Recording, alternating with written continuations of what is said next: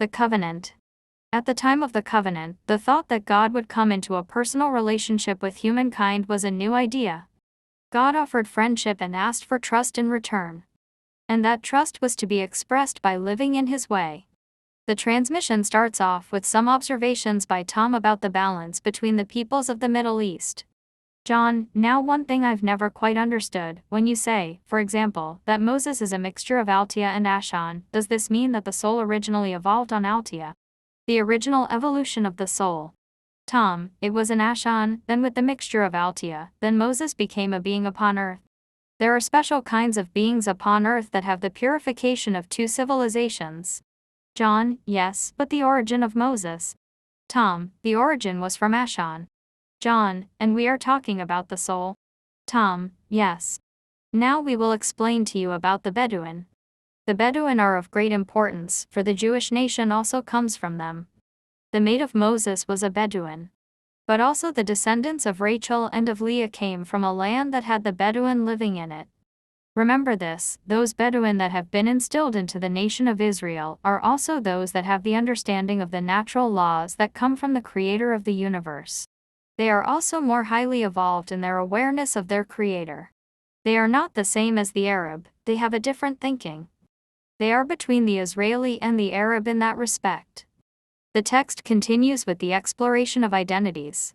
John, are you saying that those of Huva do not know exactly who Yehovah is then, is that correct? Tom, that is in truth correct.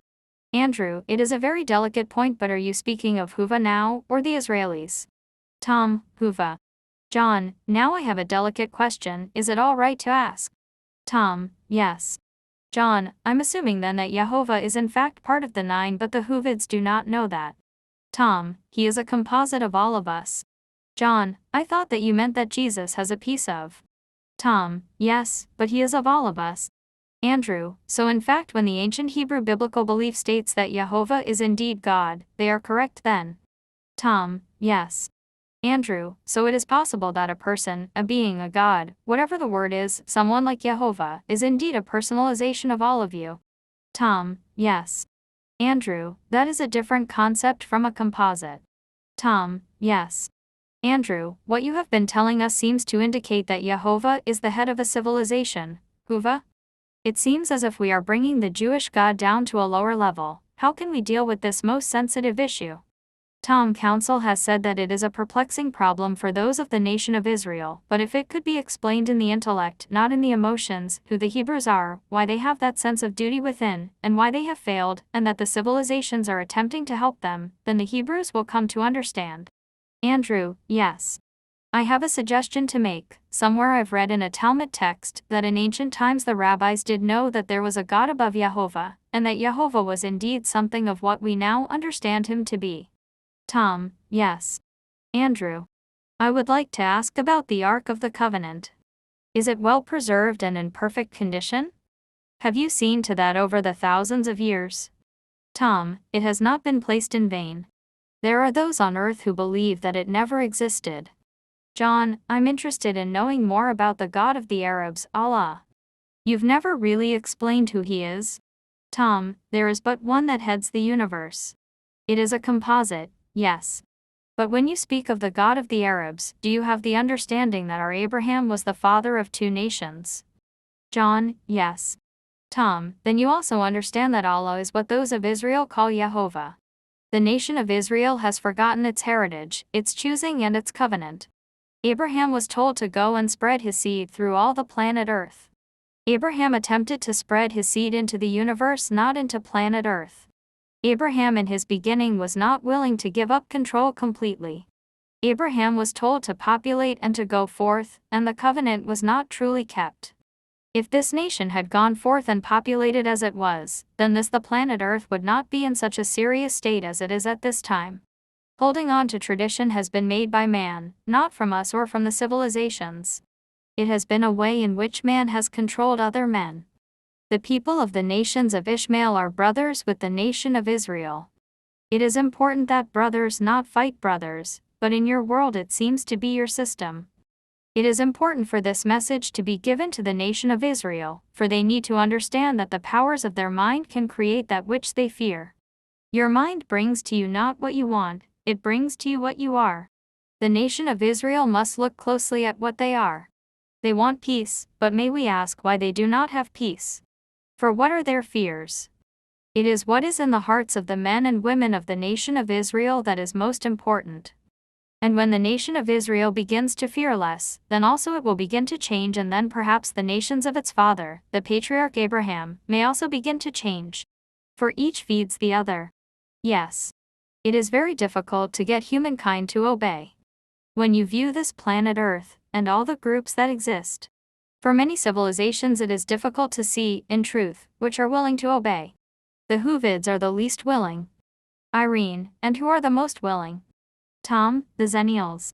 Irene, and that's because they understand the greater profundity. Tom, yes. Irene, why of all the civilizations are the Huvids the least intuitive and perceptive? They have the greatest gift and great ability, yet they are the ones who are busy denying it the most. Tom, they are the most intuitive. But they chose to armor themselves because they are the most in competition with us. In their inner soul they know this and also who they are.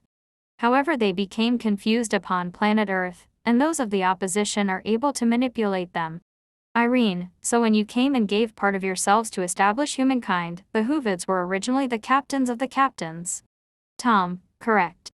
They came to planet Earth 3 times. They are the sons of gods that came and mingled with the daughters of man. They were twice again given the opportunity, for it was seen what was needed to bring planet Earth to its fulfillment. But we made an error also, for the civilization of Huva, which is the civilization of the Nazarene, which is love, upon its coming to planet Earth, became the one of least love. The others knew of its strength and corrupted it, yes. Irene, what are the relationships of the other 23 civilizations to the Huvids? Tom, they will be the colonization of other worlds. They are in equality, but the Huvids were the ones with the tenacity to persevere upon planet Earth. And in the beginning we did not truly know which of the civilizations would be the persevering ones. Irene, so that when you created humankind, you gave yourselves time, you basically waited to see. Tom, that is correct, we observed to see what we would do. Irene, and to see who would recognize what I believe was the most important gift you gave, which was free will. Tom, that is correct. Tom, and whereas the other civilizations found strength in being collectives. Tom, collective, exactness. Irene, the Huvids. Tom, were individuals. Correct. Irene, but there is a relationship here, is there not, between individualism and free will? Free will is a double-edged sword, isn't it? Tom, that is correct. You believe you are in control, but you are always controlled. You believe that you have free will, and the truth is that you do, but when you understand you have free will, totally and completely, then you give up that free will. Do you understand? Irene, yes, because the knowledge of what you truly possess becomes the very thing that allows you to dispossess it. Tom, that is correct, like obedience. Irene, now the others knew that if they can control the Huvids, the rest of the civilizations wasn't as important. Tom, yes. We would pray the Huvids would understand that. Irene, which also goes back to what you were saying before, which is the testing of yourselves, isn't it? Tom, that is correct. Irene, because you exist in an arena where collective consciousness and free will don't have meaning. Tom, that is correct. Irene, and so for you to better understand free will, you needed to watch how your creation understood it. Tom, we needed a lens, yes. Irene, and you also knew that there was going to be a battle with the others. Tom, we would have been naive not to, yes. But you understand, we did not know the outcome, for it is not our way. Irene, the outcome in terms of your battle with them. Tom, that is correct. Irene, I believe that. But what happened is that you knew that in some sphere, in some universe, that this battle was going to play itself out. You knew that you couldn't directly confront them because of the nature of what you are and the nature of what they are. Correct. Tom, correct. Irene, so you chose paradise with which to carry on this battle. Tom, correct. Irene, and you gave the Huvids what you believed was the greatest weapon and gift that you could give them. Tom, free will, yes. Irene, knowing full well that that could be their greatest strength as well as their greatest weakness. Tom, that is correct, as we had said in the beginning, the others meddle with your weaknesses as well as your strengths. Irene, and so once the Hoovids understood the gift of free will, then they could begin to understand the joy of the other 23 civilizations. Tom, that is correct. The following questions concern a visit to Megiddo in 1974 by some of the group. Megiddo is a mound of fairly modest proportions with a view over the fertile plains of Israel. These plains are allegedly the physical site of the battlefield of Armageddon. On the other side rises the symmetrical Mount Tabor, and then beyond that, the rugged hills of Galilee. A stillness pervades the atmosphere around Megiddo. Archaeologists have cut through the mound in several places, and in one of the deepest of these excavations is a circular platform of rough stone. This was the old Canaanite altar. Hawks nested in the rock face to the side of it, and Andrew felt particularly drawn to that spot. Andrew, we went recently to the old city of Megiddo, which according to our historians goes back about 6,000 years. Do you have anything to say about the little city of Megiddo?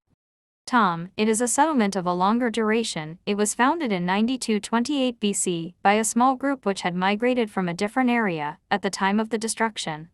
It was a stronghold for those that maintained a contact and communication with us, and it was a stronghold of truth. Those that opposed in their thinking or in their reverie had decided that by destroying truth, they would be able to control planet Earth. It is an area where the Hawk and others, and all of us, have visited your planet at one time or another. It is a meeting place. Andrew, is that the only place on our planet that has been visited by all 12, the 9 of you and 3 humans in a triangle? Tom, yes. It is a representation. Andrew, what is the strange? There must be some power generator or something there that is not apparent on the surface. Tom, you cannot feel. Andrew, well, I couldn't, but the being did. Tom, did you not notice that there was no movement in that particular area? Andrew, yes, that's true. Tom, it is because it is the meeting place and has been the meeting place as each of us has descended at one time or another. Andrew, when you descended, did you meet in the city itself, on the surface, or somewhere that we cannot see today? Tom, it is not uncovered. Andrew, I see, because while I was there I had a strange vision of beings who were there in yellow suits that looked like pressure suits. Was that at all a true vision? Tom, yes. As you know of the areas throughout your planet which are an energy core or a place of special feeling, at times these serve as a pipeline for different civilizations to come through on a beam of energy, which is an opening between the dimensions. Megiddo is the area where this process of setting up these energy cores started, and all the civilizations used it at one time or another. On planet Earth, it was the place for what you call summit meetings, and all of us came there at one time or another, but not all at the same time. We came to communicate with the Hawk. The beings in yellow which you saw were from the civilization which was the Guardian, yes. It is in truth the underneath of what you would call the energy into which we may, as you would say, plug in.